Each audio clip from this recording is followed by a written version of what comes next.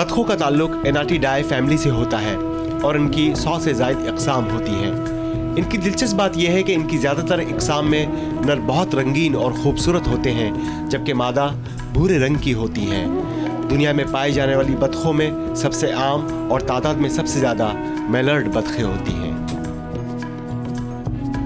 हालजी झील पर Sindh wild life department इन बतखों की अफजाइश नस्ल का काम भी कर रहा है।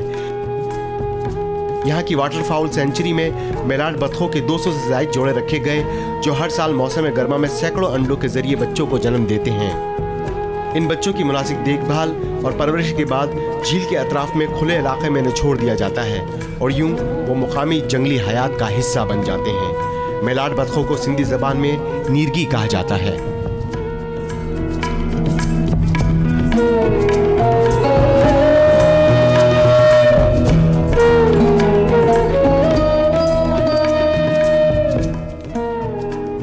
इंफॉर्मेशन सेंटर में दाखिल होते ही बहुत से हनूतशुदा जानवरों को भी देखा जा सकता है। इनमें परिंदे, बतखें, जंगली बिल्लियाँ, सांप और दूसरे जानवर शामिल हैं।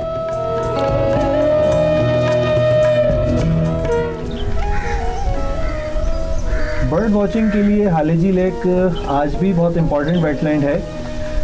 ये कभी बर्ड वॉचर्स पैराडाइज कहलाती थी।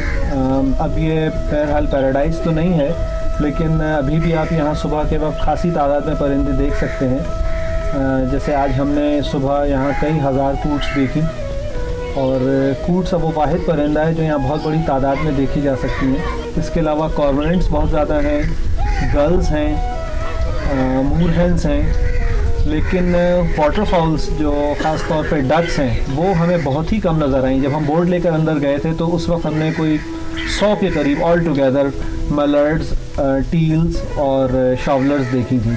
किसी ज़माने में यहाँ पे बहुत ज़्यादा वाटरफॉल्स होती थी, डक्स होती थी। वो बहरहाल नहीं है, उसकी वजह कुछ पानी का प्रॉब्लम है।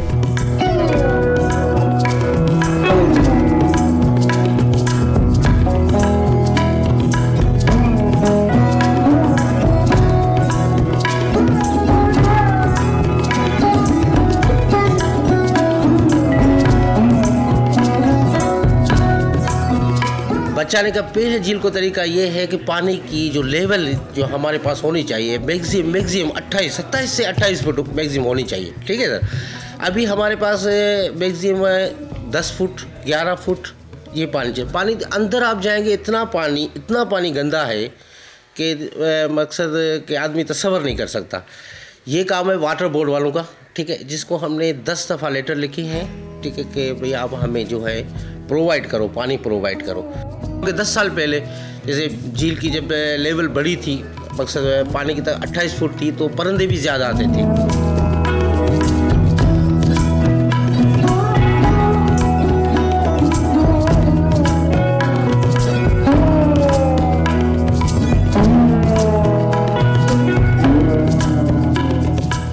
पूरी दुनिया में वाइल्ड लाइफ की प्रोटेक्शन के लिए क़वानीन मौजूद हैं, उस पर सख्ती से इम्प्लीमेंटेशन भी है, but in our country it's a bit lacking and I feel the need of strict implementation on these laws which is already existing in our country.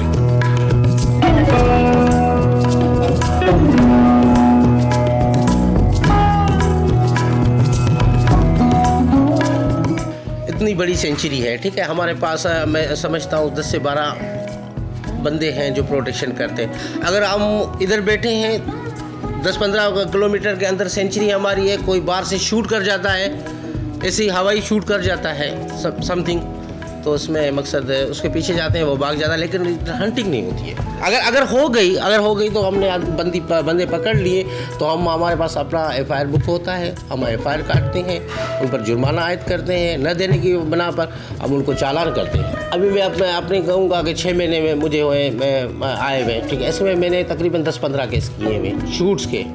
जी हाँ।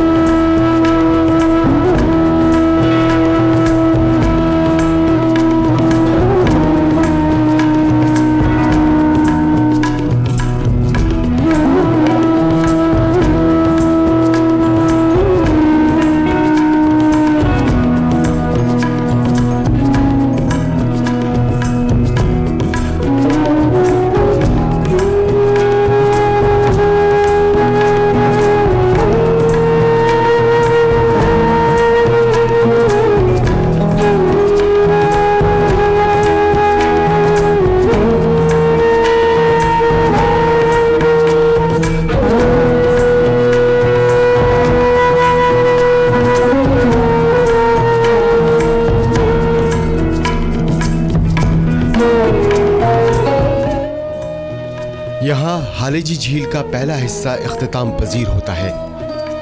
इस प्रोग्राम में इस झील की अहमियत और यहाँ आने वाले मेहमान परिंदों का अहवाल पेश किया गया। लेकिन ये कहानी अभी खत्म नहीं हुई।